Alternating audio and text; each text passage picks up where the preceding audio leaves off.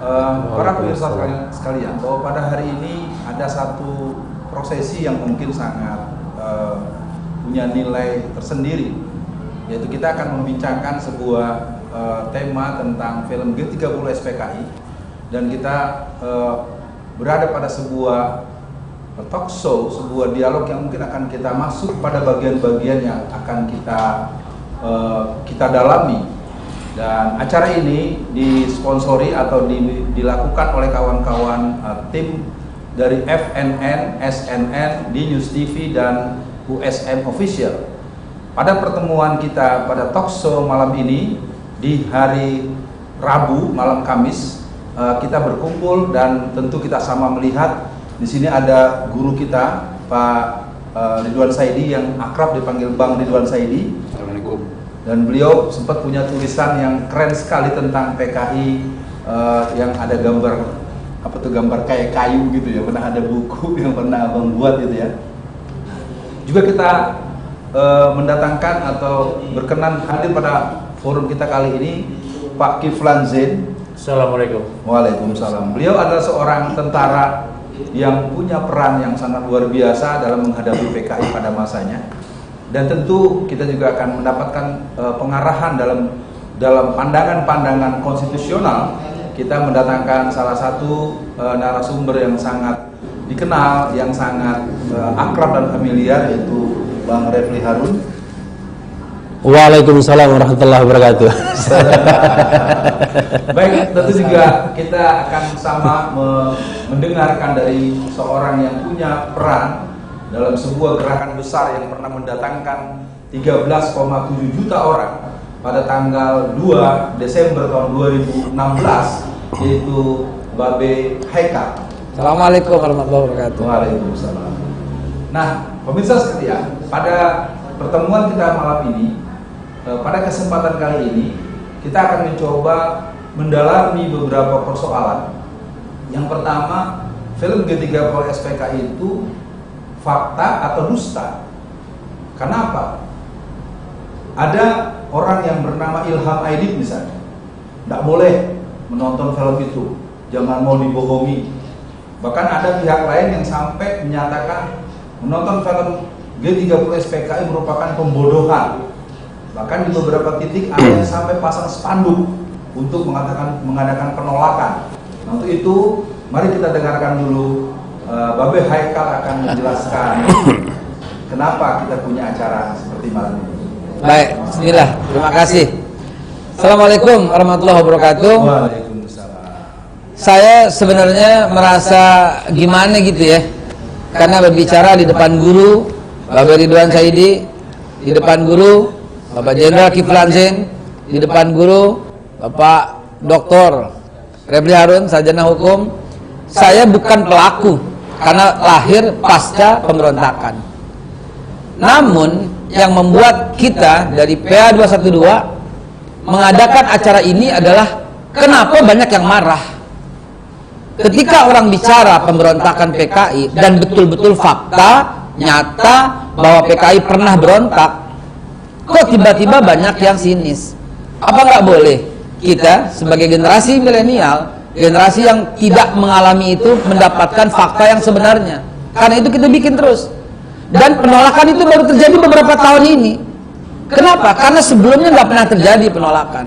Oke, pasca tahun 98 ya, melalui Menteri Penerangan pada waktu itu ya, Bapak Yunus Yosvia pada waktu itu tidak mewajibkan lagi TVRI memutar. Nah itu pada waktu itu ya, pasca reformasi ya.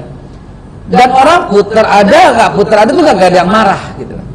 Ketika Presiden Pak Habibie, kemudian Presidennya Kiai Abdurrahman Wahid, kemudian Presidennya Ibu Megawati, kemudian Presidennya Pak Susilo Bambang Yudhoyono, itu nggak pernah ada gitu loh. Tolak, marah tuh nggak ada. Dan baru terjadi saat ini. Ada apa sebenarnya? Kita generasi ini perlu tahu fakta yang sebenarnya. Karena itu acara ini diadakan. Terus gini deh, saya mau potong letter aja, potong singkat aja begini. Apa nggak boleh kita ngeronda? Malingnya mana? Malingnya mana? Urusan belakangan malingnya ada atau enggak. Kita ronda dulu. Bila mana nggak ada maling, ya alhamdulillah. Kalau ada maling, kita waspada, jadi kita bisa tangkap. Itulah yang terjadi saat ini. Kita mewaspadai komunis, kita mewaspadai juga radikalisme, terorisme, kita waspadai semua. Tapi yang terlalu gencar, waspadailah terorisme, iya setuju. Waspadailah radikalisme, iya setuju. Waspadailah komunis, nggak usah. Loh, kenapa nggak usah? Kita perlu tahu. Ada indikasi-indikasi penghilangan itu, Bang Alfian. Ya. Yang terakhir itu kan yang kemarin tuh, yang diorama itu kan juga hilang. Apa lama-lama sumur yang di lubang buaya mau jadi mal apa gimana gitu, lama-lama gitu, lama-lama kalau hilang. Nah, wajarlah kalau kita generasi yang tidak mengalami ini meminta para yang saksi, yang tahu persis keadaan begitu untuk ikut bicara. Kemarin kita melihat di televisi anak daripada Jenderal almarhumnya Ahmad Yani mengatakan bahwa film itu nggak seberapa. Film itu belum seberapa, masih ada dihalus-halusin. Pak Yani itu ketika habis ditembak itu ditarik cuma satu kaki, nggak pakai tangan, kepalanya jedak-jedut di lantai. Cuman di film itu kan diangkat sama kaki sama tangan, itu diperhalus menurut anak daripada Pak Yani, saksi mata yang melihat langsung. Artinya film ini udah diperhalus juga sebenarnya. Kalau fakta yang sebenarnya mungkin lebih sadis. Nah, kali ini ya PA 212 menyajikan acara ini demi untuk meluruskan sejarah dan mendapatkan fakta yang sebenarnya. Itu sebagai pengantar dari kami. Makasih. Baik, kita akan coba memahami bahwa memang film ini merupakan sebuah film yang diriset selama 4 tahun oleh Arifin Seno, yang kemudian tampil sebagai sebuah tayangan yang rutin sejak tahun 80-an sampai akhirnya Pak Harto, Bapak Presiden Muhammad Haji Soeharto mengundurkan diri pada hari Kamis tanggal 21 bulan Mei jam 9:50. Beliau mengundurkan diri, dan sejak tahun itu kita sama-sama tidak lagi melihat, dan bahkan kita sama mendengar sayup-sayup ada malah instansi resmi yang menolak akan penayangan itu. Nah, untuk ini kita mungkin nanti bisa secara bergantian, ada dua pelaku sejarah. Kita mintakan pertama kepada Mbak B. Ridwan Saidi. Ini sebenarnya apa, B? Kok sampai-sampai ini film kagak boleh ditonton, dan kita nggak pernah punya pengetahuan tentang siapa kenapa ini. Ya, saya kira mereka udah merasa dirinya Tuhan gitu aja. Lalu kenapa mereka tidak mau itu ditayang di depan umum? Nah, kalau sisi kita harus itu ditayang karena pendidikan sejarah. Dari cara-cara narasi sejarah yang beredar, film inilah yang bagus ya. Karena buku-buku sejarah itu umumnya nggak bisa dipertanggungjawabkan, namanya dari segi metodologi, dari segi fakta, timeline, time frame nggak ada. Ini film ini memang saya seperti Putri ya, Pak Yani ya, saya berpendapat juga kurang greget ya kan filmnya, kurang greget. Tetapi nggak apa-apa lah, karena dia punya alur cerita tidak mengada-ada memang begitu. Nah, seperti saya mengalami angkatan kami kuliah itu waktu semuanya tertunda, nggak akan bisa tepat waktu karena kita harus siap. Hampir tiap malam Jakarta itu penuh dengan coretan tembok. HMI, agen CIA, HMI, DI di kota, bubarkan HMI, ganyang HMI. Jadi kita jangan sampai ini tulisan yang mereka buat di satu malam bisa terlihat pagi. Jadi kawan-kawan selalu mengamati, ada contek, misalnya contek, ada catatan tembok, gimana kalau ya pukul 3, pukul berapa bekerja, jadi kita nggak bisa. Sebagai orang yang pernah mimpin PBHMI ya, bisa nggak Bang Ridwan ceritain apa sih yang bikin mereka begitu ngotot dan begitu pengen betul ngebubarin HMI ya? Karena sampai pidato Bung Karno juga kalau pidato Dr. Lemena ya tanggal 8 September waktu pembukaan Kongres CPI kan, itu aku kan jalan pikiran dari ketua CPI pada waktu itu, HMI adalah ilalang itu dia, ya kan, yang berada di Taman Bunga Indonesia. Ilalang ini dicabut. Kalau saya kasih Pak Lemena, saya tanya kenapa dia begitu gigih membela HMI di depan CGMI dan PKI. Dia bilang, Yuli, kalau ibunya Yuli, Anda gitu kan, Anda itu di depan, yang kuat dulu yang dihantam. Setelah Anda lemah, baru kami dihantam. Jadi pikiran dari Om Yuli Lemena begitu, karena itu saya membela HMI. Karena sesudah HMI adalah kami. Jadi orang-orang beragama semua. Kalau sehubungan dengan orang yang bilang, sebutlah Ilham Aidit ya, yang terang-terangan. Jangan mau nonton film G30 SPKI, ente dibohongin, Anda dibikin bodoh, pembodohan. Iya. Gimana tuh Bang? Jadi kalau orang mau nonton film kan kesukaan orang. Dulu kan kita dipaksa nonton film RRT. Bollywood dilarang gara-gara Sony membatalkan SMY musik. Padahal ada utusan IOC kan. Ya, memang dia orang India. Kok yang korban film Bollywood? Ya kan? Bollywood korban, Hollywood korban. Kita cuma nonton film Cina. Itu apa? Itu kan pembangsaan namanya. Ya kan? Itu di zaman itu. Jadi apa namanya, cerita film Cina itu menggambarkan orang tolol, perutnya gendut, pakai kacamata hitam, diudak-udak. Endingnya selalu kayak diudak-udak dan nyemplung congger. Iya. Itu terus yang kita harus nonton. Semua film-film yang wajar habis.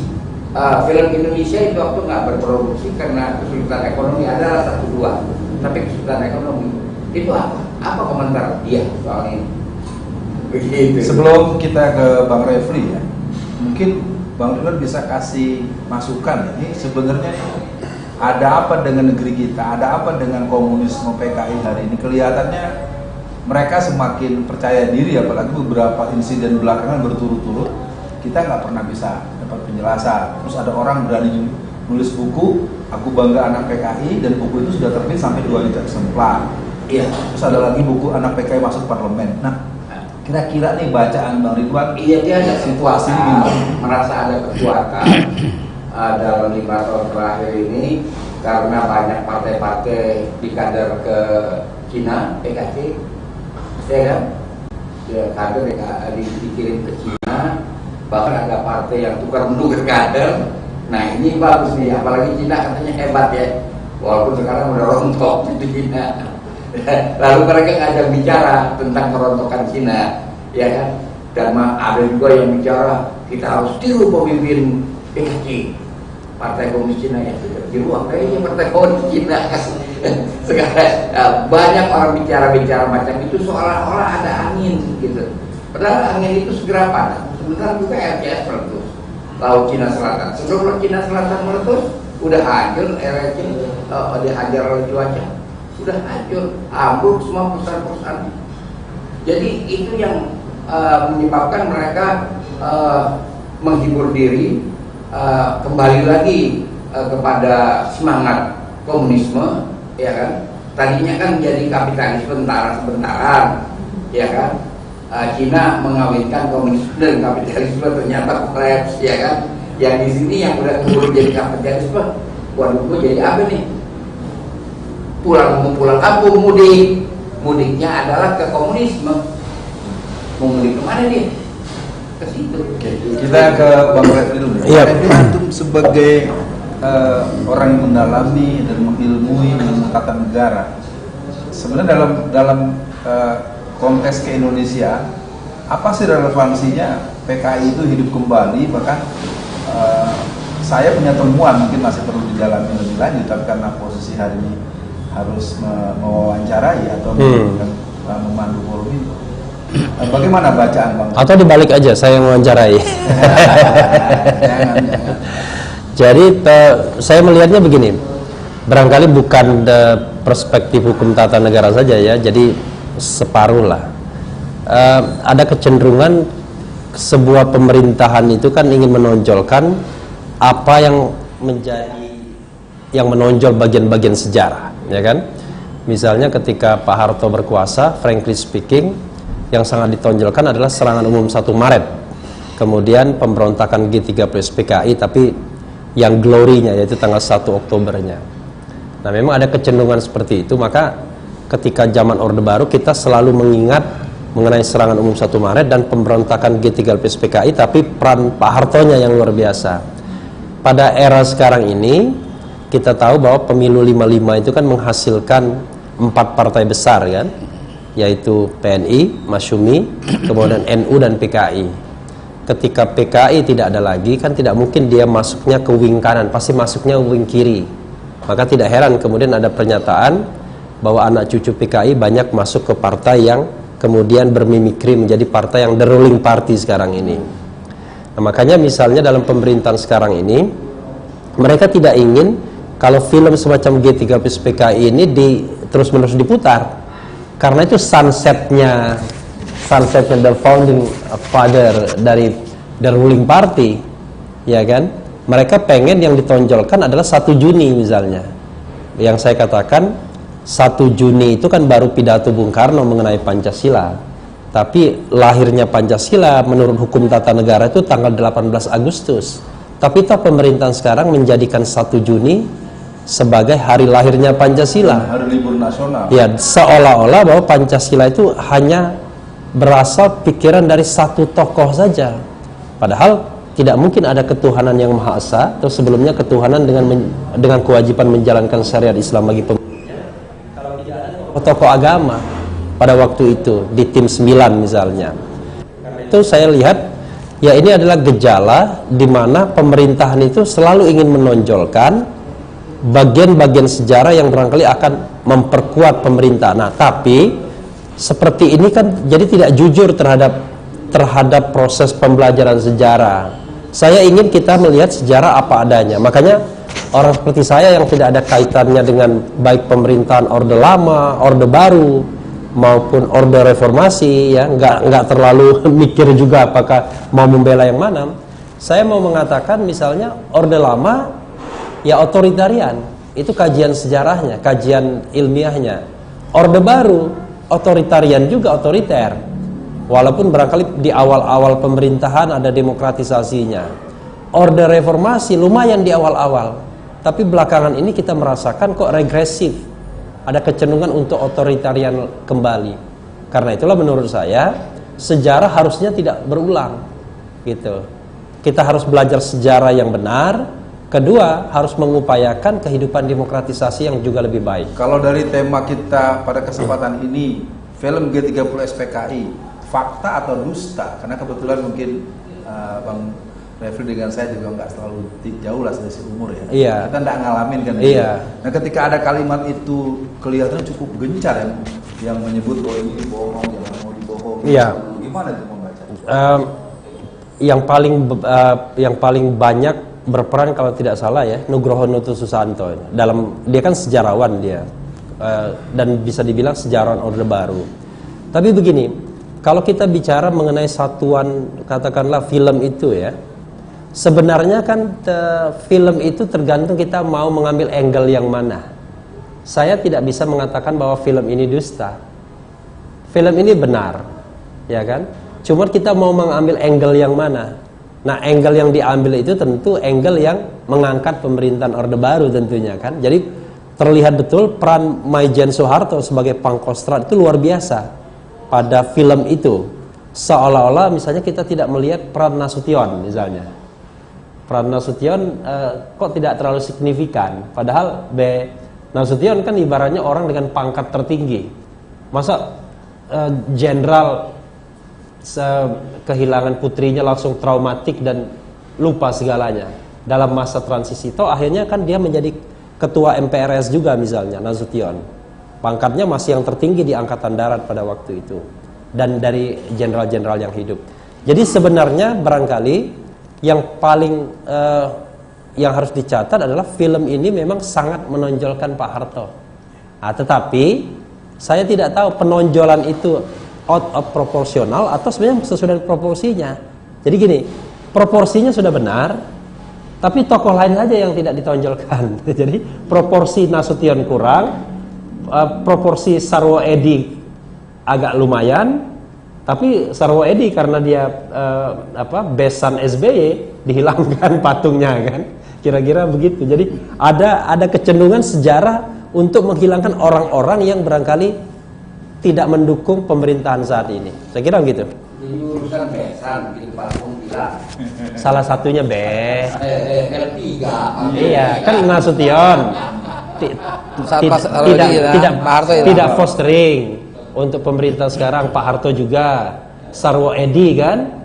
Nah, kalau zaman SBY pasti Sarwo Edi akan dibiarkan di situ. Kan putranya Pak Sarwo Edi kenapa? Sarwo Edi RPKAD waktu itu. Iya, kenapa? Nggak dihilangkan juga. Iya, kenapa? Karena dia anunya SBY, mertuanya SBY. Baik, kita urusan KUA berarti. Baik, kita coba kebetulan di sini juga ada Pak Kiflan Zain yang beliau punya background sebagai tentara. Ada yang menarik bahwa beberapa hari yang lalu kita dikejutkan dengan statement Pak Jenderal Gatot Nurmantio. Sebetulnya ini adalah perbincangan yang sangat-sangat terbatas tentang adanya pengangkatan atau pemindahan patung-patung dari Pak Harto, terus Pak Sarwo Edi Wibowo, maupun termasuk Pak Nasution dan pahlawan-pahlawan yang berhubungan dengan peristiwa di tahun 65. Nah, ketika kemudian Pak Gatot Nurmantio melepas berita itu kepada publik, itu mendapat reaksi dari teman-teman yang sebetulnya sudah tahu beberapa saat, beberapa jam setelah peristiwa itu. Kita ingin melihat penjelasan atau pandangan dari Pak Kiflan. Sebagai seorang tentara, itu digusur sedemikian rupa dan hilang tanpa ada penjelasan. Lalu juga kita sedang berbicara soal film G30 SPKI. Bagaimana Pak Kiflan menjelaskan masalah ini? Ini kan tanggal 29 September 30 September gerakan 30 SPKI. Saya melihat topik ini kok ringan, membahas masalah patung, membahas masalah film.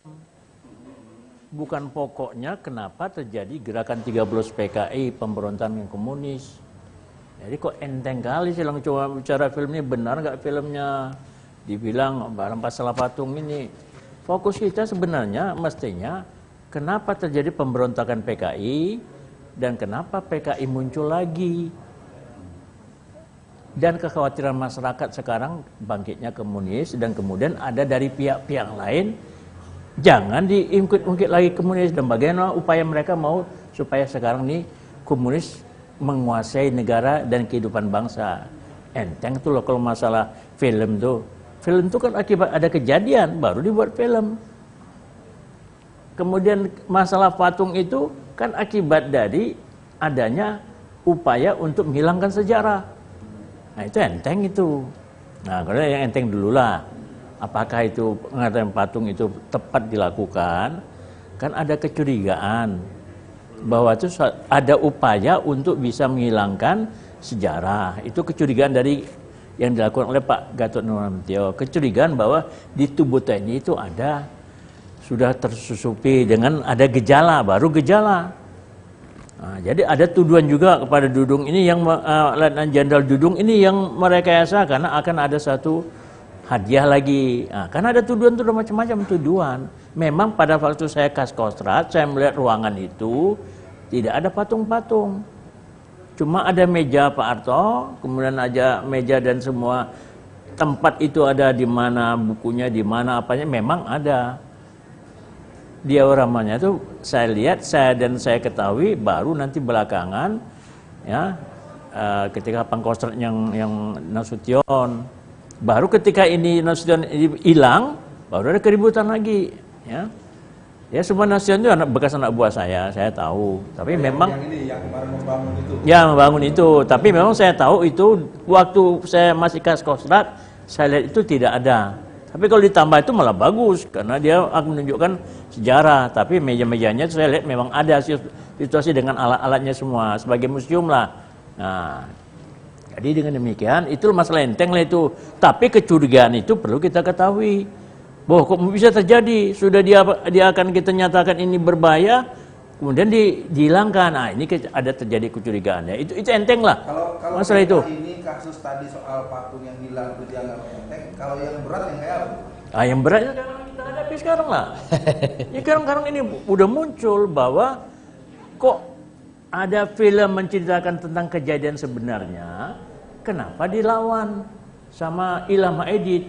Ya, sama lawan Ilham Aidit. Oh, itu nggak benar, itu bohong, itu hoax. Karena apa? Situasinya mereka komunis memang bangkit, katanya mana buktikan kalau ada bangkit, mana buktikan ini ya. Jadi sekarang kita buktikan saja apakah benar bangkit. Ya, memang panjang ceritanya. Kebetulan kejadian itu ya Bang Ridwan, kebetulan saya ada di Jakarta. Saya tinggal di Keramat 5. Jalan kaki saya lihat waktu di TV itu disebutkan bahwa tadi gerakan GTW sebagai kemudian kalau untuk melakukan dekret ya nomor 1 menghapuskan pemerintahan ya yang kabinet pemerintah dihapuskan buat bentuk Dewan Republik sebagai pemerintahan, berarti Soekarno juga dianulir. Lalu saya jalan ke depan istana itu, jalan kaki, saya di Keramatnya jalan kaki. Dan kebetulan saya waktu itu testing di IPB, di ITB sama di Unpad. Pulang kemari Jakarta sambil nunggu kejadian itu, wah, akhirnya saya pulang lagi ke Medan karena keadaan kacau. Ya. Kemudian disebutkan, bah kejadian itu tadinya banyak pasukan. Saya lihat tuh di Monas ada baton 54, ada baton 5531 yang berubah menjadi 401. Nah, kemudian ribut koran, ada akhirnya yang bekerja siapa? Yang kebetulan juga di dalam situasi itu terjadi gerakannya.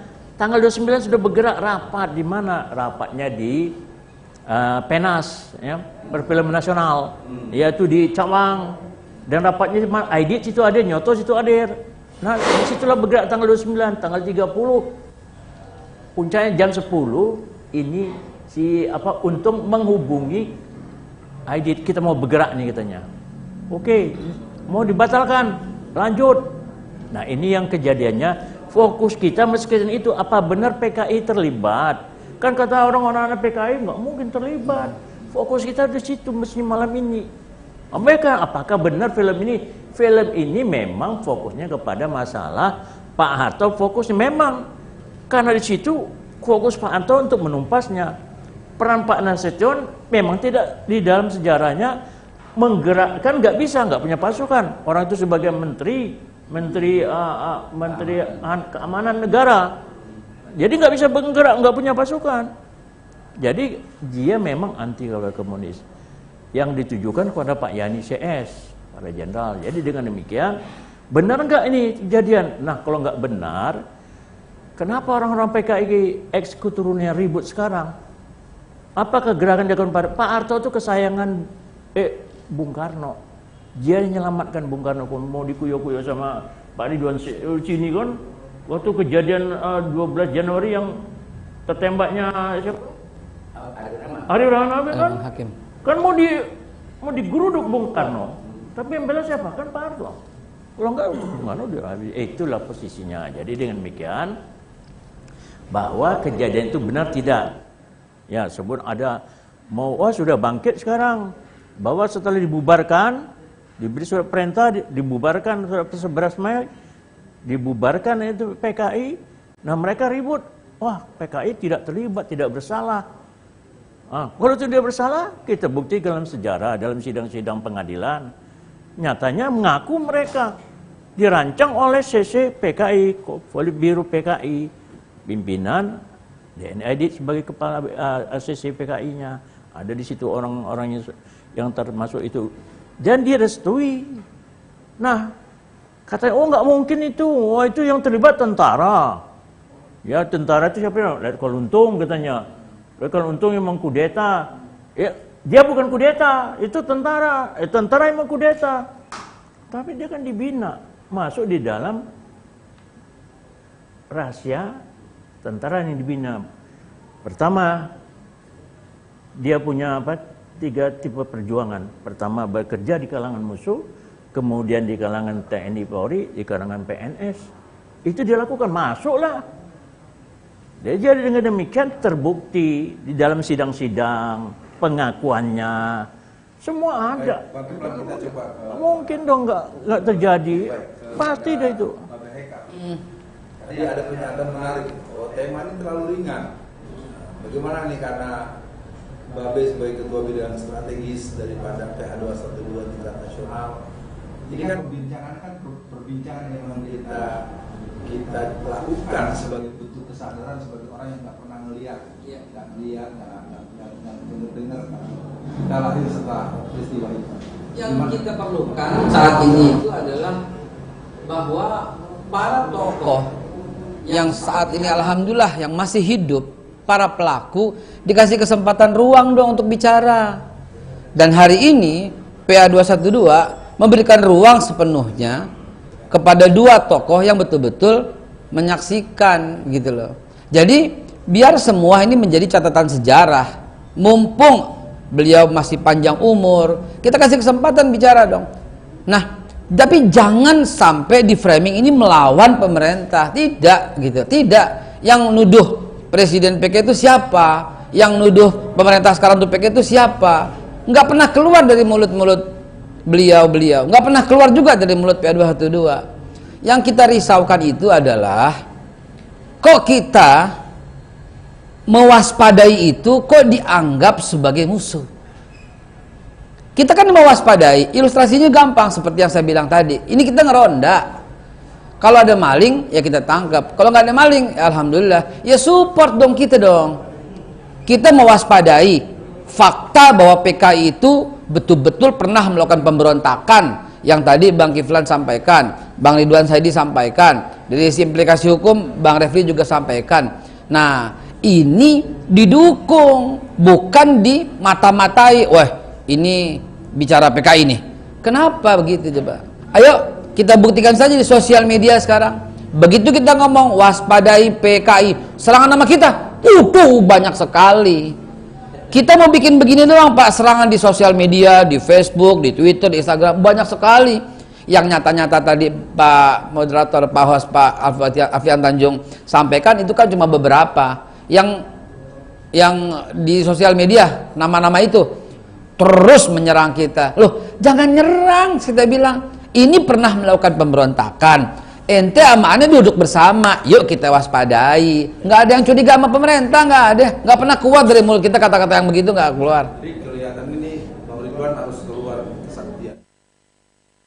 Ngomong soal PKI, saya aja kan dari dulu dibilang orang gila lah, nggak punya kerjaan, bagaimana, komunis hobi lah, macam-macam. Kita dia mencoba memberikan satu penjelasan yang cukup jelas ya, secara riset kualitatif lah ya, karena saya juga kan punya basic di kampus. Ternyata di kampus pun saya nah itu PKI itu mengaku bahwa dia ada sejak zaman Belanda, bahwa posternya ada di zaman Belanda, iya. Masa partainya enggak? Bahwa ada orang merah, iya. Tapi dia bukan dari syarikat Islam. SI merah, SI putih itu omongan di masyarakat.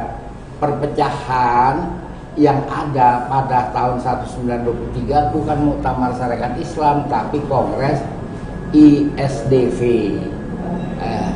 Indische Sozialdemokratische Partei, Sniflit, yang datang kemari 1914, dan dialah yang mengembangkan pikiran-pikiran komunis.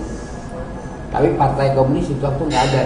PKI senang dibilang zaman Belanda dia ada, dia mau numpang sejarah. Dia kan baru muncul setelah maklumat X tahun 145 November.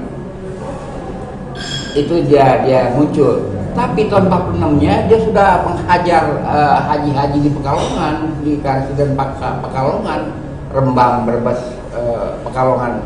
Itu dihajar itu waktu kan. Berapa banyak yang dipotong, dihancurkan. Itu waktu kan belum berjalan sistem hukum. Yang bertindak adalah BKR, TNI, TKR, sorry. Yang bertindak itu TKR. Dia udah hajar kalau kan tahun 46. Kemudian dia pergi ke Sumatera Timur, dia hajar lagi orang-orang di Sumatera Timur. Sejarah pemberontakannya itu panjang. Kalau orang mengingat pemilu 55, orang partai-partai itu kan ada ormas pemudanya, GPII itu dari Masyumi. Ya rapi lah, kadang-kadang dia berdasi, saya tahu. Juga PNI, Partai Pemuda Demokrat, rapi. PKI kalau dia pawai itu pakai tos singlet, pakai sejadi-jadinya dan bawa rantai besi. Orang nggak ngeliat, sangar. Yang cewek kayak yang perempuan yang apa yang gerwani itu sangar, mukanya nggak ada, pakainya rapi pada waktu itu.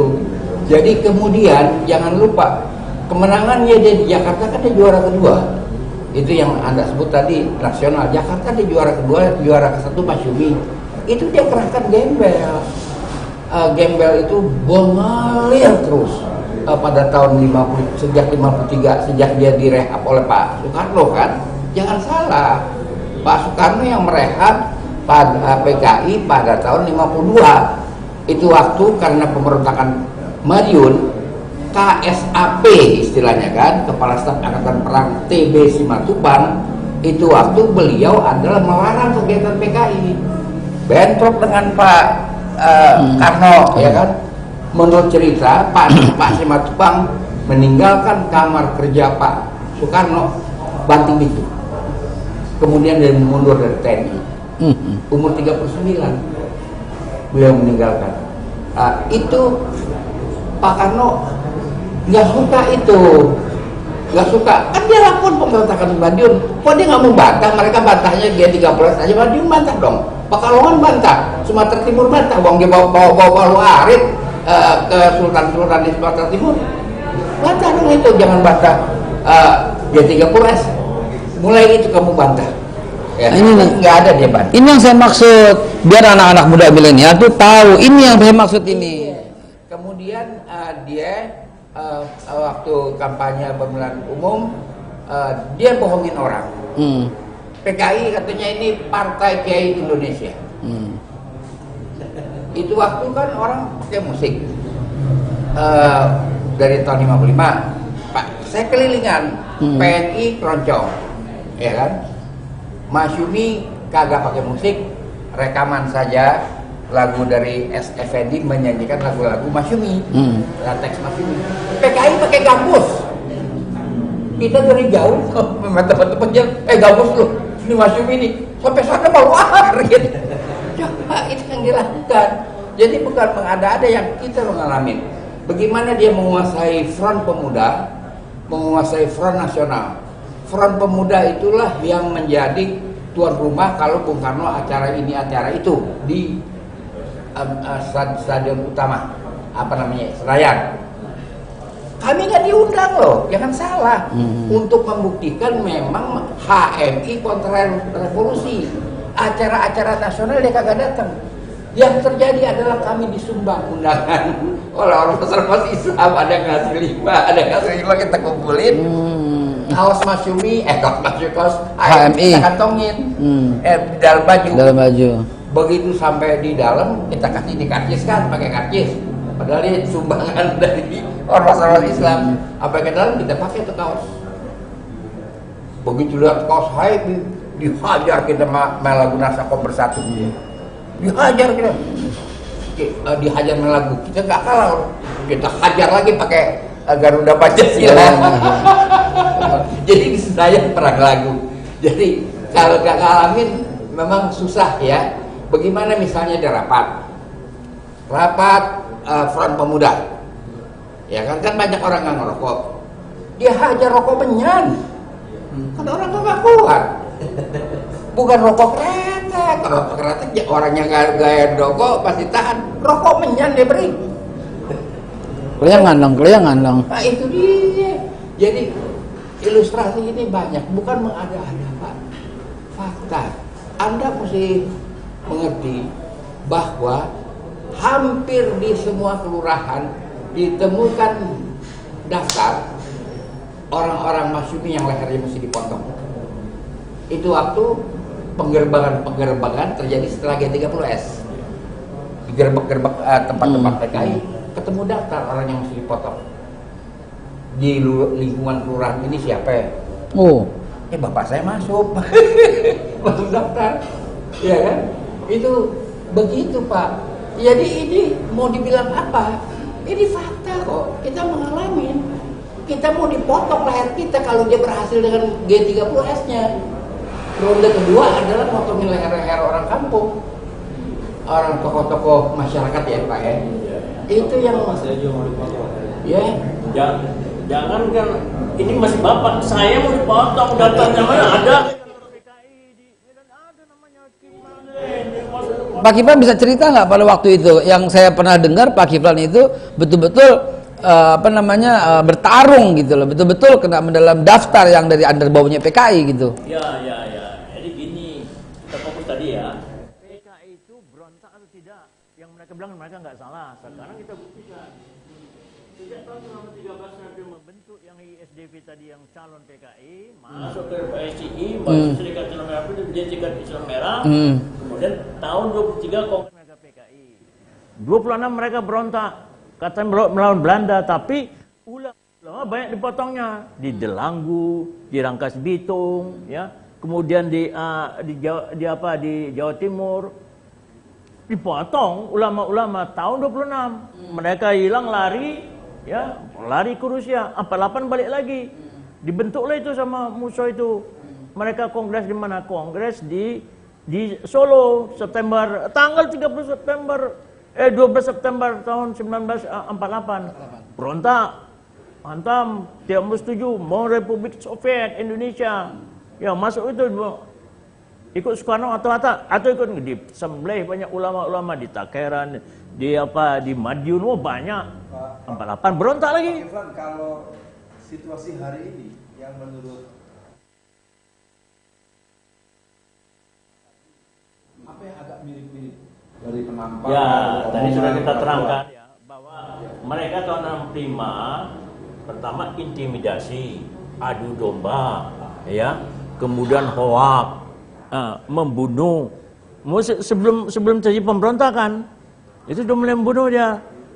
Di Solo udah banyak dibunuhi sebelum pemberontakan tahun 65. Udah banyak, udah tuh yang di Bandar Besi, Peltus Jono dibacok, dibunuh sebelum pemberontakan. Dan kemudian mereka training PII tanggal 13 Juni 1965 di Kediri, Kanigoro. Dia diganggu, dipijak Al-Quran. Ya. Belum ada, ya sama sekarang. Karena sekarang Al-Quran itu dibikin dibakar, ulama sedang zikir, bacok, ulama sedang jalan, linggis. Kemarin tuh di Buah Batu, di Labuan Batu, Medan, sedang naik sepeda motor, ulama tebas lepas ini kepalanya. Kemudian yang di mana di Batam diganggu, jadi mengganggu agama. Tangerang tembak. Itu kejadian sama tahun 48, 65, sekarang muncul lagi seperti itu. Jadi kita kan harus padai. Udah muncul karena bangga jadi anak PKI. Kemudian Betor Suryadi, Bambang Betor Suryadi di DPR dari fraksi PDIP minta supaya TAP MPRS tentang pembubaran PKI tahun 66 dicabut. Dia ngomong, loh ini kenapa? Kemudian ada tokoh PKI, kita akan hancurkan itu monumen Luang Buaya, harus dihapuskan. Ada apa? Berarti dia anak PKI. Oh, itu simbolnya itu ada pemberontakan. Nah inilah kejadiannya. Jadi kejadian 65 sekarang muncul lagi. Oh nggak ada itu. Mereka ngadakan simposium. Mereka mengatakan tidak salah. Pemerintah disuruh minta maaf supaya kompensasi, ganti rugi. Mereka ke luar negeri mengatakan pemerintah harus minta maaf. Sekarang siapa yang mengadakan simposium? Ayo siapa? Simposium yang di mana di Arya Duta siapa? Menko Polhukam. Siapa Menko Polhukam waktu itu? Luhut Binsar. Luhut Binsar. Itu katanya enggak, supaya kita bisa damai. Kalau mau damai, 26 dia berontak, 48 berontak, 65 berontak, sekarang diam. Bekerja di kalangan musuh, masuk di semua partai, ada di DPR, masuk di pemerintahan, kita tidak tahu. Tapi kebijakan-kebijakan itu kok bikin takut umat. Utamanya umat. Oh katanya PKI nggak ada, komunis sudah nggak ada lah, nggak laku. Buktinya Cina masih komunis, Korea Utara masih komunis, Vietnam masih komunis, Kuba masih komunis, Laos masih komunis. Oh Indonesia nggak mungkin. Lah sekarang udah muncul kok. Mereka udah muncul dengan simbol-simbol segala macam, dengan kegagahan, dengan intimidasi. Nah ini kan intimidasi, takut-takutnya jangan film jangan diputar. Loh, Masa nggak boleh? Nah, mereka sekarang buat film baru. Nah, orang pendidikan sejarah udah dibuang, mau dibuang sekarang nih oleh Nadiem, loh ditolak sama profesor-profesor, jangan dibuang sejarah mau dibuang, kurikulum sejarah nggak ada. Sekarang ini oleh Nadiem, Itu rencana dia sudah dibuat rencananya, tapi ditolak oleh para profesor dan guru. Tapi faktanya memang itu, Bang Ridwan. Kamu sejarah itu kan dihilangkan tuh yang tokoh-tokoh Islam. Tapi sampai sekarang yang saya tahu nggak mereka balikin lagi tuh ceritanya. Ya sudah kelihatan dong. Nggak beredar atau beredar? Iya, artinya gini kan, yang memimpin kan Hilma Farid. Nggak beredar ini ada tampaknya. Begini, waktu kan TK udah muncul pada tahun 60-an, ya kan. Kalau Gerwani jadi guru TK, itu dia bilang sama anak-anak, kamu coba berdoa, ya kan, minta kue dari Tuhan. Berdoa tuh, mana kuenya gitu. Kata tuh guru, mana tuh kue katanya kan. Sekarang kamu minta sama saya. Suruh ini. Minta sama guru aja langsung, nggak usah pakai doa. Coba bilang sama saya, dia buka tasnya nih kue. Begitu, jadi ateisme, ya kan, anti Tuhan itu sudah diajarkan. Kalau dia oknum Gerwani pengajar, itu sudah disusupkan ke TK-TK. Jadi ini yang kita tidak mengada-ada, nggak mengada-ada. Saya sekolah terlambat loh, kuliah saya terlambat, karena bagaimana bisa melihat dengan tenang keadaan tiap malam diteror kita sebagai orang HMI, diteror. Bayangkan, masa kita diem aja, ya kan? Begitu, jadi itu. Kita ke Pak Refli. Saya punya pengalaman pembahasan soal gerakan komunisme, gerakan PKI itu kelihatannya memang tidak mendapatkan tempat ya. Dianggap nggak keren, dianggap tidak ilmiah, dianggap tidak punya daya edukasi, dianggap pokoknya nggak menggigit. Itu menurut pengalaman pribadi langsung, apa memang mengalami hal yang saya nyatakan atau memang itu subjektif saya aja gitu, gimana? Jadi gini, kita kan harus lihat fenomena-fenomena yang ada ya. Sebenarnya kan kalau di kalangan generasi muda, nah saya anggap saja saya generasi muda ya, yang barangkali tidak langsung mengalami soal PKI, kan selama era Orde Baru itu, Orde Baru terlalu inflasi, menjual bahaya laten komunisme itu. Pokoknya siapapun yang melawan pemerintahan Orde Baru dicap kiri, kira-kira begitu kan? Dicap kiri. Bedanya sekarang bandul terbalik, siapapun yang melawan pemerintahan Jokowi dianggap kanan, kira-kira begitu ya kan? Nah, kiri jadi sahabat, kanan jadi musuh, kira-kira begitu. Nah, karena itu ketika misalnya fakta itu disuarakan lagi, orang terngiang-ngiang, wah ini Orde Baru. Jadi jualannya pemerintahan sekarang menurut saya adalah membenturkan dengan Orde Baru yang sama tidak populernya di mata anak muda. Ini di mata anak muda ya Pak Jenderal ya. Jadi kalau saya sebagai orang yang menikmati ilmu pengetahuan, ya saya mengatakan, frankly speaking, saya katakan Orde Lama itu otoriter, ya kan ya. Jadi setelah munculnya dekret Presiden 5 Juli 59, itu dekret itu sendiri itu kan extraordinary step, extraordinary decision dari penguasa yang sebenarnya kan ekstra konstitusional, tapi karena didukung dia jadi new legal order. Nah, tetapi kita tahu bahwa masa pemerintahan Bung Karno adalah masa pemerintahan yang dia sangat menjadi penguasa tunggal, tapi dengan topangan dua kekuatan yang saling bersaing, Angkatan Darat dan komunis PKI.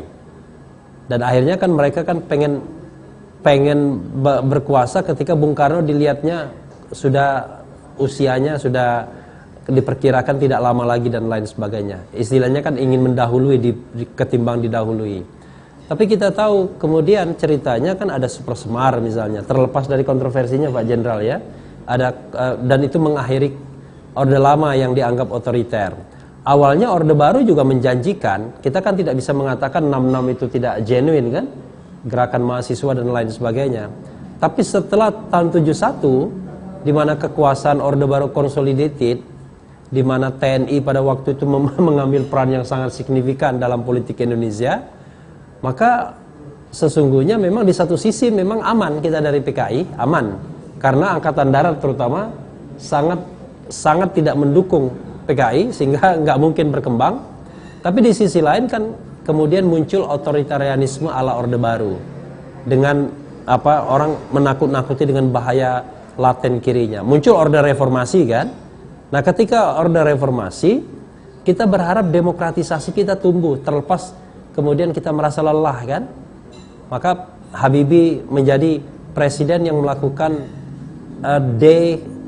dekonstruksi terhadap lembaga kepresidenan. Jadi lembaga kepresidenan yang tadinya sakral dibuat Habibie tidak sakral. Orang bisa mengkritik lembaga kepresidenan dengan mudah. Dan Habibie sebagai seorang yang demokratis, ya, Anda kritik boleh saja. Bahkan kita lihat di dalam sidang umum MPR bagaimana Habibie disorakin. Dan Habibie dengan santainya tetap menghormati para anggota MPR itu. Pada masa pemerintahan Gus Dur, demokratisasi saya lihat juga berkembang secara baik. Even zaman Mega sekalipun juga lumayan. Zaman SBY lumayan masih. Tapi pada era pemerintahan Presiden Jokowi, terutama di era kedua ini mengkhawatirkan, itu masalahnya. Nah, mengkhawatirkannya kenapa?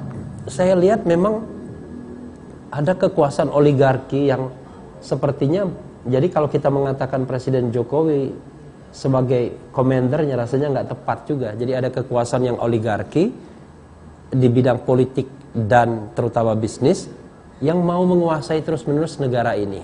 Nah, mereka kalau kita bicara tentang kekuatan sosial masyarakat yang mereka waspadai, yang akan melawan oligarki itu dalam sejarah republik ini kan hanya dua saja kan, kalau nggak Islam nasionalis, ya kan Be?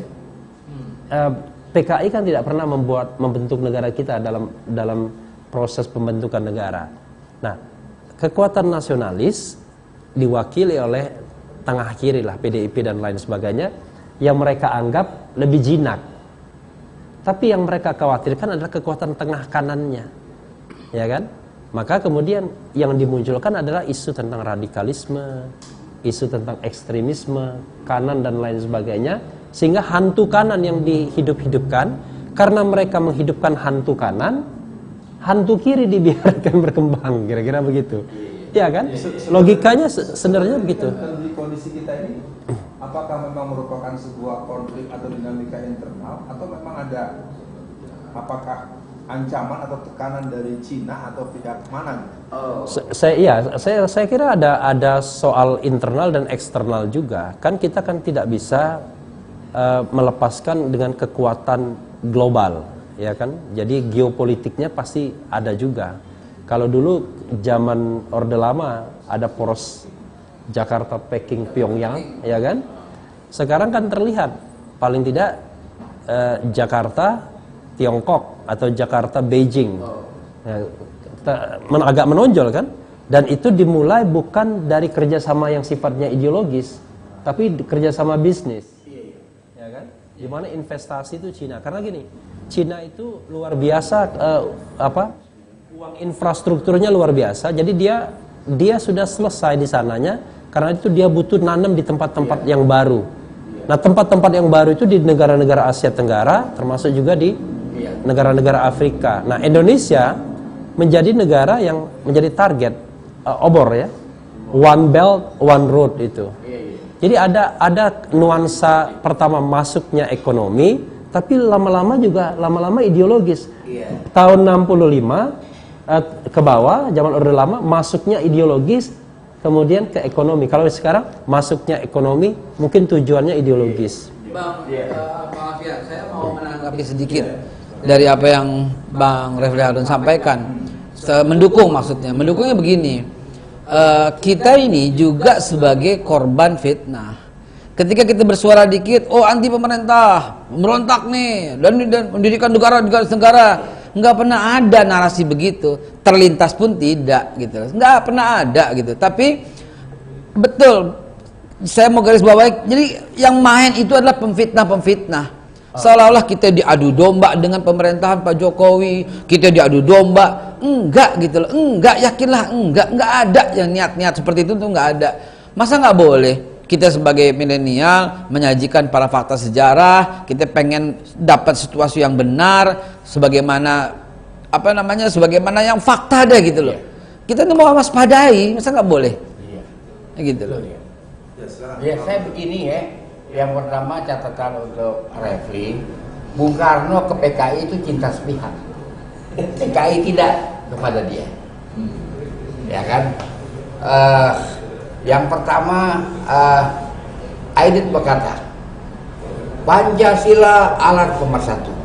Kalau kita udah bersatu, Pancasila nggak perlu lagi. Gitu. Itu Aidit. Kemudian Nyoto, saya dapat cerita dari saudara Mahbub Junaidi bahwa Bung Karno kan ketua DPA, Nyoto anggota DPA.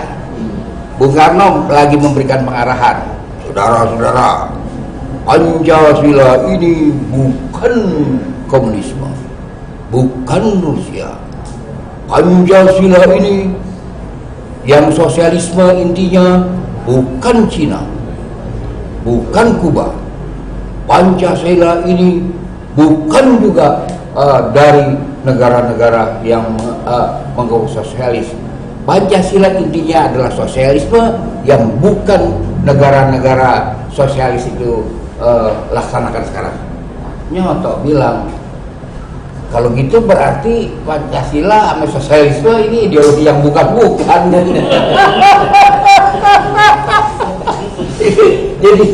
Jadi nggak seperti itu, dia cinta sepihak, ya kan, karena Bung Karno selalu menginginkan kabinet kaki empat. Tetapi jangan salah, Masyumi sama PNI itu waktu ini betul sejoli. Kabinet Masyumi PNI, kemudian NU juga. Nah, Bung Karno bilang kaki empat, jangan kaki tiga, gitu. Karena dia nggak dipenuhi, dia pernah berkata, saya akan kuburkan partai-partai. Nah, tapi kan pada waktu dekret dilumpuhkan, nggak ada peran partai PNI, nggak ada pada waktu itu. Jadi PKI yang dibiarkan merajalela, akhirnya PKI menerkam tuannya kan. Jadi jangan salah, PKI itu tidak begitu. Sindiran waktu Aidit pidato di depan CJI, kalau tidak bisa bubarkan PKI, pakai sarung, maksudnya pakai bubarkan HMI, pakai sarung aja, kan ke Bung Karno. Ya, ke Bung Karno. Jadi jangan salah paham, PKI itu tidak mencintai Bung Karno sebagaimana Bung Karno mencintai PKI. Begitu. Baik, Bang Ridwan, mendengarkan dari golder-golder tadi pengen pulang duluan kan ya, pengen pamit duluan kayaknya jam 9-an ya. Nah, mungkin ada pertanyaan yang penting Bang Ridwan jawab. Seperti apa sih relevansi film G30 SPKI ini terus ditayangkan ya? Karena pertama kan jamnya lama tuh, 3,6, ada yang 4, tuh. 3,6 jam, ada yang 3 jam setengah. Iya, 3 jam lebih, apa ada juga yang 4,2. Nah, ini menurut Bang Ridwan apa sih urgensi, relevansi dan nilai? Itu media penyampaian sejarah. Banyak misalnya film penyerbuan Napoleon ke Rusia, kan itu difilmkan juga, itu sejarah, ya kan? Karena itu saya kira buku sejarah itu penting, tapi harus didekonstruksi bahwa kenapa Islam itu tidak disukai. Islam tidak disukai karena sejak abad 9 zona ekonomi di Labuan-Labuhan, mulai dari Banda Aceh, Belawan sampai Banda Neira, itu ada 20, semuanya dikuasai oleh pedagang Islam. Kesultanan Islam mulai dari Turki itu bekerja sama. Jadi Islam itu 1 milenium. Zona ekonomi itu bubar karena sistem perbankan modern. Awal abad 19, ya First Bank, dia bubar. Jadi jangan salah, mereka ini kalau digelar sejarah yang sejatinya itu Islam, nggak bisa dielakkan, ya kan? Lalu dijejalilah buku-buku sejarah itu dengan fiksi, dengan dongeng-dongeng yang luar biasa banyaknya di dalam buku sejarah.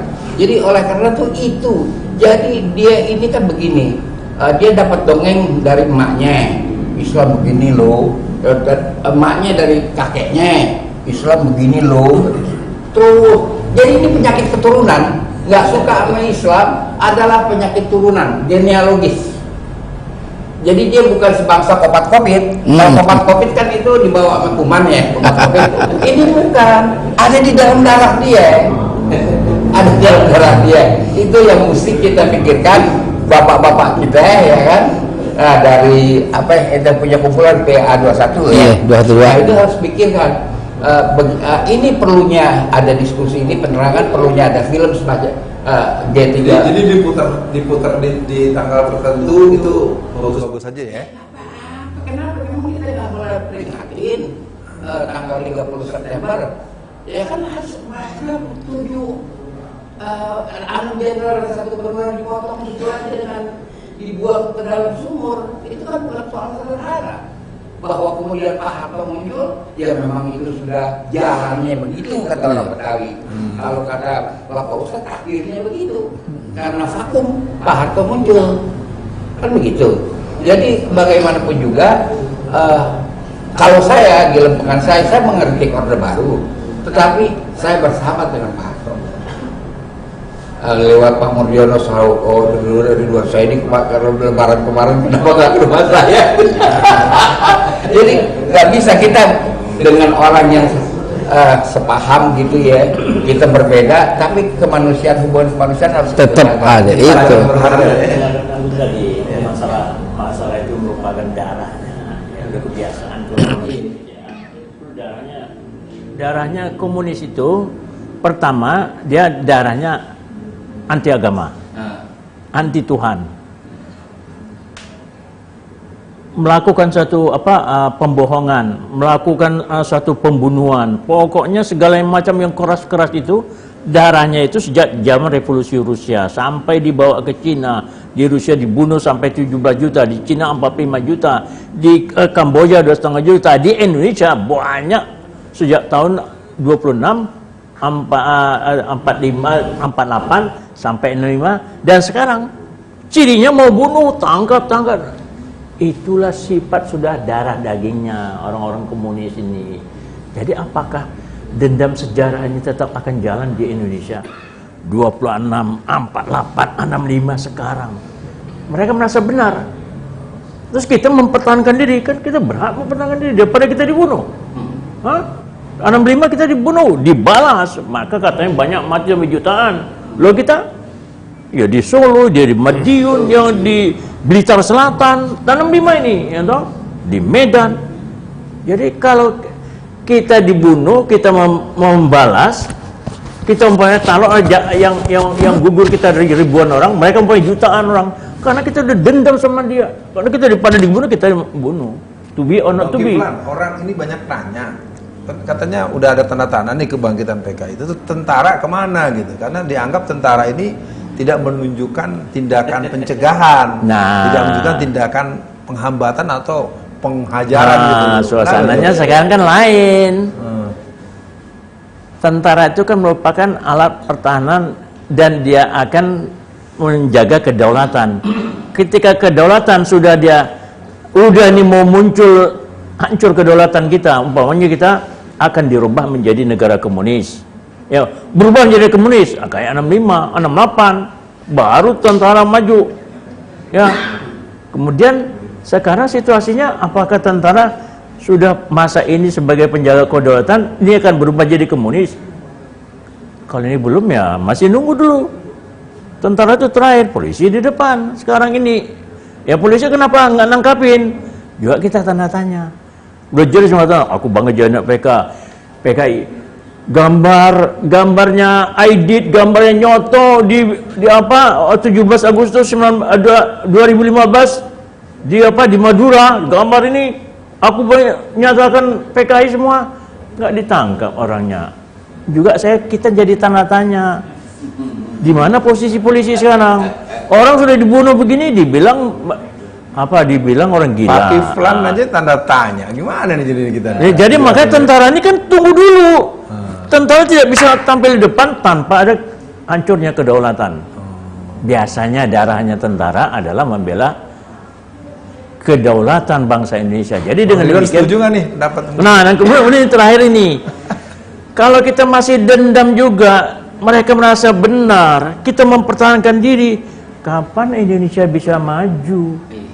Nah, mestinya simposium dilakukan oleh Luhut Binsar Panjaitan dan ada simposium dibalas di Balai Kartini Juni 2016, kemudian Maret 2016 itu oleh LBP, yang di sana oleh Kiki Sanakri sama Bela Negara, itu mestinya mengarahkan supaya bagaimana ini sudah diredam, jangan lagi minta kompensasi, jangan minta lagi supaya rehabilitasi. Udahlah, kau bersalah, akui dong kesalahan. Kita juga salah, kita membunuh mereka, mereka membunuh kita, akui dong kesalahan. Itulah rekonsiliasi. Jangan kalau mereka mau hantam lagi, jangan. Yang kita tahu, siap perang. Yang kita tahu, anak-anak almarhum Pak Yani itu asik-asik aja sama anak-anaknya Pak Aidit. Artinya mereka bisa melupakan dendam itu untuk maju ke depan. Nah, ketika kita mewaspadai, kita jangan dimusuhin dong. Itu doang, nggak repot-repot. Menurut pendapat saya begini, mesti ada suatu pemerintah melakukan suatu upaya untuk namanya bukan rekonsiliasi, kerukunan nasional. You buka buku, you pernah bunuh 262, 48, 65, sekian. You kenapa membalas? Ya karena sekian. Nah sekarang kita tutup buku, mau nggak ada orang keturunan PKI ibu tutup buku? Yang orang kita yang terbunuh itu, terutama yang dari kalangan Islam, anak NU juga banyak terbunuh juga banyak ulamanya. Ini kita kan orangnya pemaaf, mereka kan tidak. Maunya dia balas dendam, dia berkuasa. Mampus kita kalau gitu ya, toh enggak lah. Udah, dia buka buku, kita buka buku di meja. You korban berapa? Kita korban sekian. You korban berapa? Kita sekian. Nah ini untuk kepentingan bangsa. Tutup buku, maju ke depan, begitu mestinya. Ini enggak maunya menang sendiri. Kan pernah ada undang-undang KKR, kan kemudian dianulir. Kemudian ada lagi KKR jilid 2. KKR. Komisi Kebenaran dan Rekonsiliasi kan undang-undang KKR itu kan yang terdahulu sekali kan seperti dianulir kan, katakanlah, yang kemudian baru yang kedua dan tidak berjalan. Bukan, ini urusan rekonsiliasi dengan kelompok PKI. Nah, bagaimana tuh Bang Refli menanggapi pendapat Pak Kiflan tadi? Jadi saya khawatir malah justru kalau pendapat Pak Kiflan memberikan angin kepada ex-PKI untuk diakui kembali. Jadi kalau kita misalnya duduk di satu meja, Anda korban berapa, saya korban berapa, oke, sudah case close kan? Berarti kita sama-sama dong sebagai part of the nation, ya kan, bagian dari bangsa ini. Nanti dia minta kalau gitu partai komunis dihidupkan lagi, boleh dong nanti. Nah itu artinya gini, kan kita harus yakin bahwa kenapa komunisme itu dilarang, kan begitu. Kenapa PKI itu dilarang? Karena dia bertentangan dengan Pancasila sebagai ideologi negara. Bentar. Ya. Maksud saya bukan sudah buka ini tutup buku, PKI-nya boleh ikut lagi, enggak dong. Ya, gitu. dia nggak maksud mau. saya gitu. Udah bersalah, ya sudah, itu tutup buku, PKI juga nggak boleh hidup. Yang kita tutup dia nggak mau juga kalau begitu aja. Ya. kalau nggak begitu ya tetap juga dia bangsa. Makanya.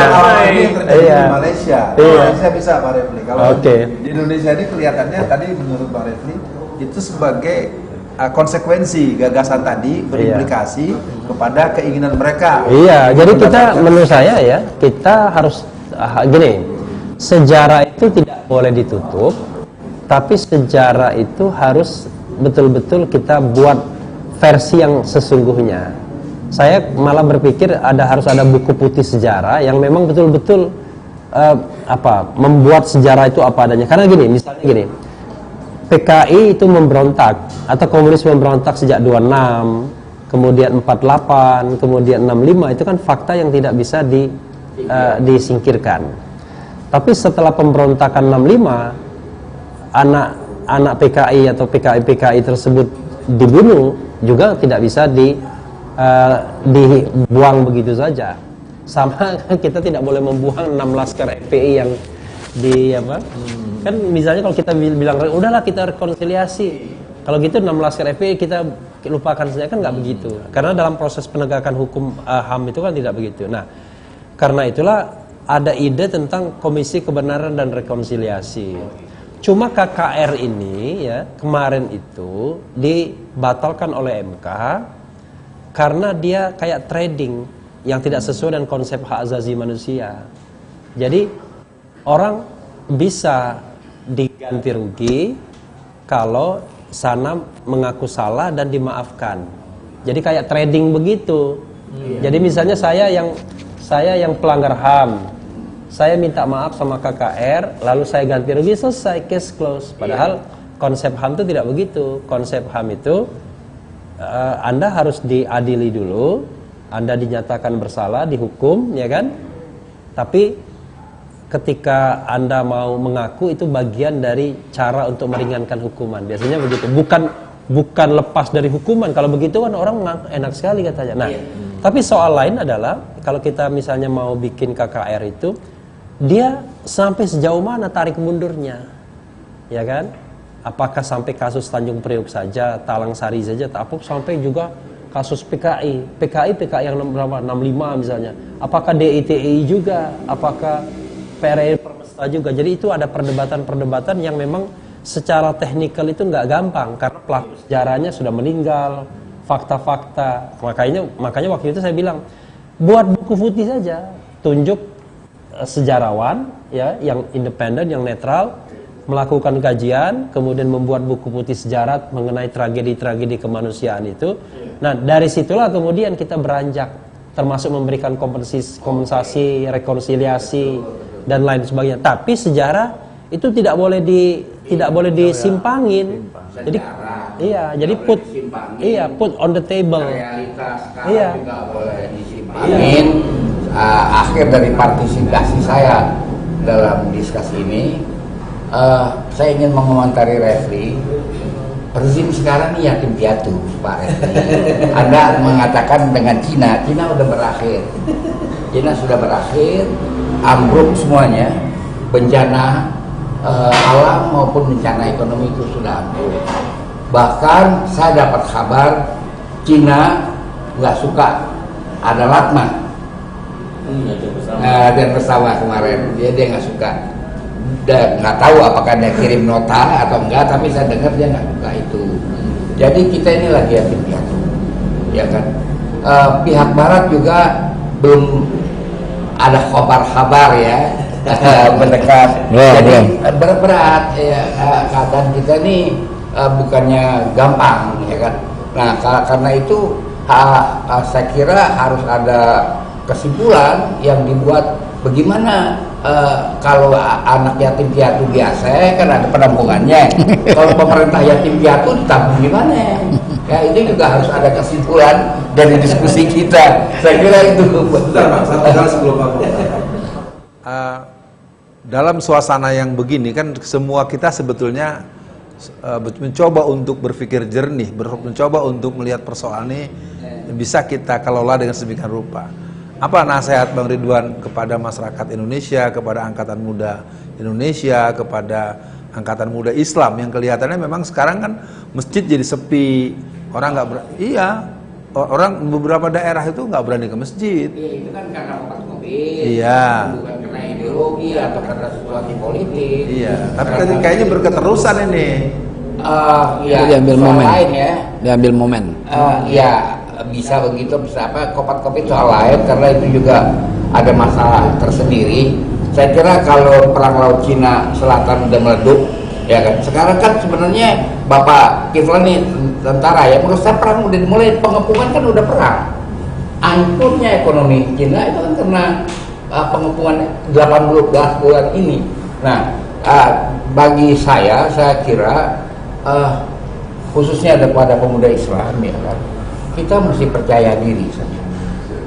percaya diri bahwa sejarah Indonesia, Islam dalam sejarah Indonesia itu cukup besar peranannya, bukan saja perlawanan terhadap Belanda, tapi juga dalam hal ekonomi. Iya. Jangan salah, ya kan? Kita punya peranan dalam soal konstitusi. Satu-satunya kesultanan atau mayor power system yang punya konstitusi tertulis adalah Kesultanan Islam Wolio di Buton 1599. Itu konstitusi tulis pertama. Banyak sumbangan kita. Makanya itu buku sejarah yang sekarang ini saya anggap penuh sesak dengan dongeng, sehingga fakta nggak kebagian tempat. Ya kan, babat itu kan sumber dongeng, ya kan, babat ini babat itu. Saya bukan anti babat, yang saya nggak mau babat dengan D. Kalau babat dengan T saya demen dong. Iya dong, iso babat, api paru. Soalnya babat tanah Jawi. Sepakai itu.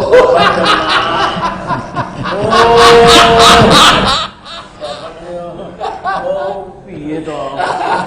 Ya tapi walaupun gitu babat itu memang cerita, tapi ada waktu, tanggal dan tempatnya ada. Saya mah ahli sejarah Jawa, babat tanah Jawi saya ngajar di UNES Solo, Sumat. Timeline, Pak. Ada tahunnya, waktunya. Saya lihat tubuh makamnya, saya datangin kok. Iya, enggak lihat. Ada tahun-tahunnya ada. Kita nih anak muda, walaupun udah lewat dari gocap, nggak apa-apa kita bilang muda di samping beliau-beliau gitu kan. Kita pengennya begini, kan kita dulu ngalamin penataran P4. Kita ngalamin bahwa mau masuk apa nih diperiksa laksus nih, ada ini ada enggak, kita ngalamin. Kita ngalamin sebelum pulang dari sekolahan itu kita harus nyanyi lagu wajib, hafal Pancasila, lengkap dengan butir-butirnya semua. Kita ngalamin, kita mesti hafal di luar kepala pendidikan sejarah perjuangan bangsa. Apa nggak bisa dibalikin ke situ? Biar kita betul-betul cintanya itu dengan Pancasila, UUD 45, yang kita tahu bahwa itu adalah intisari daripada piagam konstitusi Madinah. Jadi kita tahu. Nah sekarang kan nggak ada lagi. Betul apa yang diceritakan, indikasi ke arah sana, menghilangkan itu semua, udah jelas kelihatan. Yang kita minta cuma satu, balikin kembali seperti itu. Ya, ini yang dibalikin itu kan Pancasila jangan diperes-peres. Jangan diperes-peres. Kalau kita peres kita lagi sakit ya gimana caranya meres? Tuh tenaga kagak ada. Gimana meresnya gimana? Kalau kita lagi pas sakit. Nggak usah dimacem-macemin gitu ya. Nggak usah juga dengan apa yang dimundurkan Pancasila versi ini. Udah cukup, versi kita itu adalah 18 Agustus 1945. Dan jangan lupa siapa yang ngomong begitu? Itu di depan ada Presiden Jokowi, Pak Mahfud MD ngomong begitu, dan di situ kan cocok tuh sama kita. Ya udah, dikelopin aja. Kenapa ada orang-orang yang coba memisahkan ini? Siapa orang-orang itu? Itu diskusi berikutnya. Oke. Ini mau habis. Jadi kalau gitu yang tadi yang diperes itu tidak sesuai dengan bangsa Indonesia, berarti BPIP, HIP yang sudah tidak jadi undang-undangnya, BPIP, Badan Penerapan Ideologi Pancasila, ini pakai ideologi Pancasila yang mana? Saya cuma menyampaikan Tanggal 1 Juni dia mau pakai, oh nggak boleh. Pak Mahfud MD bicara di depan ada presiden, ada semua, bahwa Pancasila yang berlaku dan dipakai di Indonesia itu 18 Agustus 1945 titik. Bedanya jauh sama 1 Juni. Ya kalau ya. Jauh dong, urutannya aja ketuhanan ditaruh nomor buncit. Nah berkaitan dengan PKI, mana dia mau setujui yang komunis? Mana dia disetujui? Dua-dua disetujui mana dia? Kita pernah turun untuk demo bahwa kita menolak RUU HIP. Kita tolak. Terus akhirnya kita diadu lagi sama pemerintah. Kita udah sama, dipisahin lagi. Udah sama, dipisahin lagi. Lalu begitu. Maka itu acara ini kita buka wawasan bahwa kita ini bukan orang-orang jahat terhadap negara, bukan. Di belai dada kita juga isinya isu babat, ada juga merah putih di dalamnya. Begitu, Ji. Ya, baik, kalau begitu pada saudara-saudara sekalian, mudah-mudahan dengan suasana kita yang mungkin belum terlalu yang belum terlalu matang dalam konteks kita memberikan pengkhabaran kepada masyarakat. Tapi paling tidak sebelum saya menyimpulkan, saya mohon dengan segala semangat kita, karena saya yang menekuni gerakan PKI dari sampai cukup detail sebenarnya agak was-was gitu ya. Karena tahapan-tahapan yang ditempuh bikin kita sekarang jadi terkejut-kejut. Di beberapa kesempatan ini ada hubungan nama FPI enggak? Ini sepertinya FPI sekarang di PKI kan gitu kan. Ini gimana? Dulu kita kena litsus, kita kena apa? Bikin surat-surat di kepolisian harus ada bukti bahwa bukan anak cucu PKI. Sekarang justru dibalik. Ini kelihatannya memang sudah menjadi pengalaman langsung ya dari kalangan masyarakat. Mungkin sebagai closing, karena Bang Ridwan tadi sempat menyatakan akan ada keperluan, tapi mudah-mudahan berkenan beberapa menit belakangan ini, kita minta dulu Bang Refli, mungkin bagian apa kita mesti bagaimana, karena keadaan menurut saya memang tidak baik-baik saja sebenarnya, ya. Karena sampai hari ini dalam pengalaman empiris saya masih ada 2.000 orang dalam penjara, masih lebih dari 100 orang dalam penjara yang model-model Habib Rizik, karena yang sekelas beliau. Itu kan nggak pernah boleh kita pertanyakan, kita nggak boleh tanya mereka salahnya apa, kapan mereka bisa pulang, dan mereka mengalami situasi itu. Nah, mudah-mudahan buat pemirsa sekalian kita akan dengarkan sebagai closing, sehingga menjadi bagian kita untuk terus merancang pembicaraan, karena kita ini nggak seksi gitu kalau kata media mainstream gitu ya. Pembahasan kita ini dianggap ngomong apa itu orang-orang, ngomong PKI aja kan masih udah kagak musimnya gitu. Gimana Pak Refli? Iya, ada dua hal ya. Pertama kan Kita sudah sepakat bahwa Pancasila itu sebagai ideologi kita. Nah, Pancasila itu adalah ideologi yang harusnya tidak bertentangan dengan Islam, tidak bertentangan dengan agama mayoritas. Karena yang menghadirkan Pancasila itu paling tidak lebih dari separuhnya tokoh-tokoh Islam. Kalaupun dia nasionalis, dia juga beragama Islam. Makanya ada sila ketuhanan yang Maha Esa, tauhid dan lain sebagainya. Nah, dalam jangka waktu bersamaan, dia tidak kompatibel dengan ideologi komunisme. Makanya komunisme itu ditolak karena memang dia tidak kompatibel dengan Pancasila. Jadi kan kita bicara tentang kesepakatan bernegara. Kesepakatan ini kita sudah tuangkan dalam pembukaan dan dalam konstitusi kita. Kecuali kita mau mengubah lagi kesepakatan itu poin pertama. Poin yang kedua, memang kalau saya khawatir mengenai adanya oligarki bisnis dan politik yang ingin terus-menerus menguasai republik ini, terutama sumber daya alam tentunya. Nah, mereka kan berkepentingan tidak munculnya kekuatan-kekuatan dalam tanda kutip revolusioner yang bisa mengoreksi itu. Dan dalam sejarah, kekuatan-kekuatan seperti itu biasanya dari masa Islam atau partai-partai Islam misalnya, atau masa-masa Islam yang merupakan agama mayoritas di republik ini. Mereka khawatir kalau kekuatan itu kemudian consolidated, maka establishment mereka bisa terganggu. Karena itulah menurut saya mereka berupaya terus-menerus menghembuskan anti radikalisme kanan dan lain sebagainya dalam upaya agar ini tidak berkembang. Nah, salah satu instrumennya adalah misalnya mempertahankan presidensial threshold. Jadi presidensial threshold itu dipertahankan 20% untuk menjamin bahwa kepemimpinan nasional itu tetap di oligarki kekuasaan itu.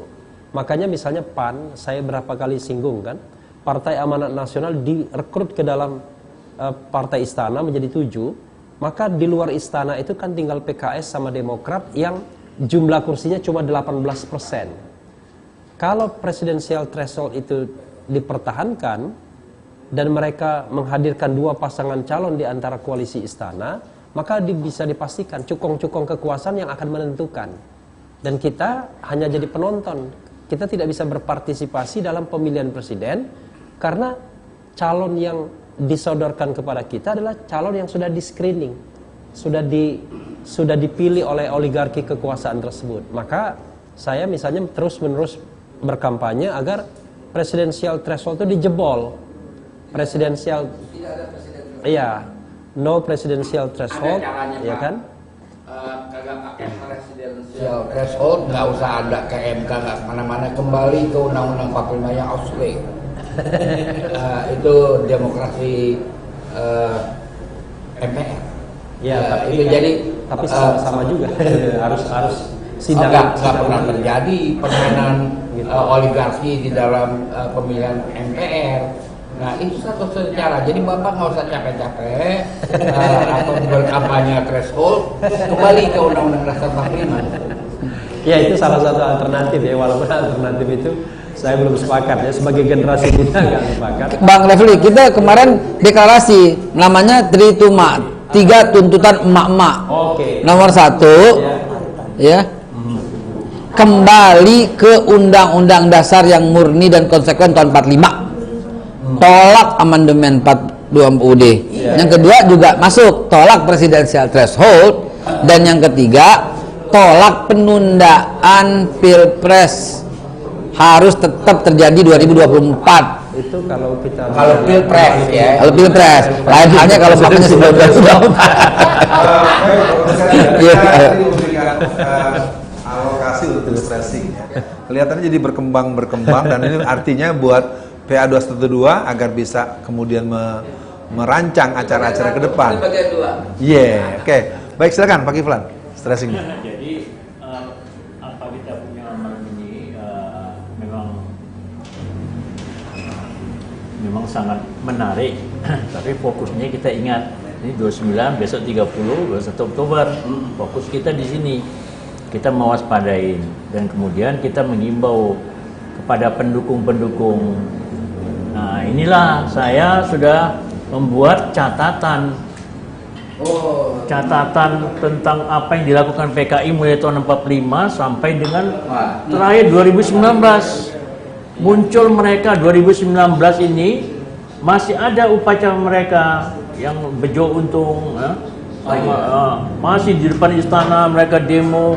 Sini lengkap mulai tahun 20-an 45 khususnya sampai sekarang bagaimana PKI itu melakukan upaya-upaya untuk mengkudeta dan membuat kekacauan di Indonesia. Buku ini saya terbitkan, yang saya tulis.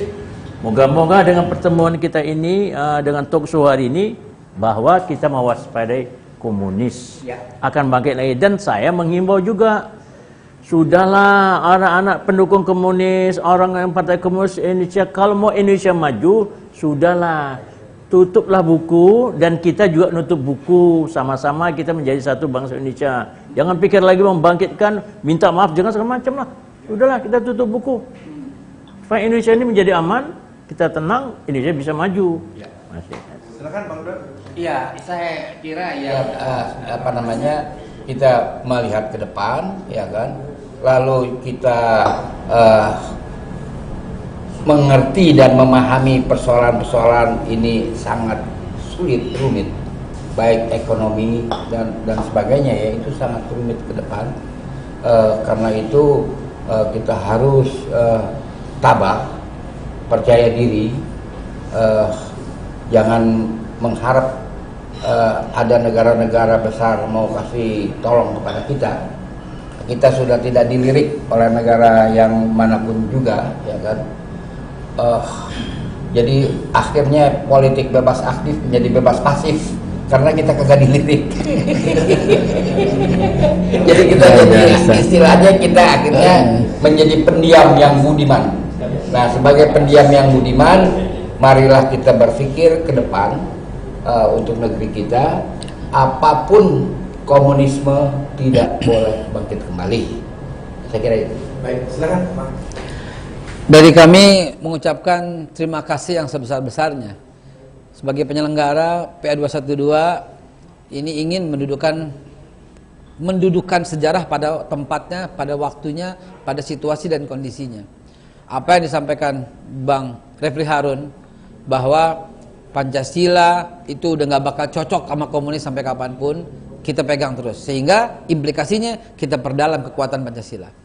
Apa yang disampaikan oleh Pak Kiflan bahwa tutup buku nggak usah minta maaf dah, nggak usah mencurigai dah, kita bangun bersama untuk masa depan Indonesia yang lebih baik. Nggak usah lagi kita diskriminasi, nggak usah semuanya ke depan, nggak usah pakai agama, suku, kelompok, golongan. Kita negara kesatuan Republik Indonesia, Pancasila, UUD 45 yang murni dan konsekuen zaman dulu. Apa yang disampaikan Bang Ridwan Saidi tadi, kita percaya diri, waktunya anak muda berpikir bagaimana cara menciptakan lapangan kerja, karena penciptaan lapangan kerja yang dijanjikan pemerintah itu nggak kunjung sampai. Akhirnya kita cuma bisa bilang ini cuma janji, tapi kita nggak bisa nyalain karena emang kemampuannya cuma segitu. Maka mari kita ciptakan lapangan kerja buat kita masing-masing supaya Indonesia tetap ke depan lebih maju. Dan ini belum waktu menggigit. Kenapa ya? Karena kita akan lanjutkan pada diskusi berikutnya yang diselenggarakan oleh PA 212. Baik, pemirsa sekalian, saya Alfian Tanjung, urung diri dari acara kali ini. Terima kasih kepada FNN TV, SNN TV, DNews TV, USM Official. Kesimpulan pada pertemuan kita hari ini bahwa memang untuk pemutaran film G30 SPKI sangat layak untuk diputar, dan mari kita putar di seluruh kesempatan, di seluruh tempat, di masjid, di aula, di kampung-kampung, di berbagai komunitas. Mari kita putar film G30 SPKI untuk memberikan pembelajaran bahwa memang pernah ada peristiwa yang pernah mencederai persaudaraan kita sebagai anak bangsa. Yang kedua, bahwa kita semua menyadari bahwa keadaan kita sedang tidak baik-baik saja, maka penataan, recovery dan bentuk-bentuk penataan harus kita lakukan dengan kesadaran kolektif bahwa negeri ini milik kita bersama. Dan yang terakhir, mari kita tetap bergerak, berproses. Negeri kita, Indonesia yang berdaulat, tanpa PKI, Indonesia yang utuh, tanpa komunisme, dan kita berpancasila dengan Pancasila yang telah utuh, yang telah disahkan di dalam tanggal 18 Agustus tahun 1945. Demikian apa yang telah kita lakukan, semoga menjadi bagian dari amal baik dan amal soleh kita di hadapan Allah Subhanahu wa taala. Sekian, assalamualaikum warahmatullahi wabarakatuh.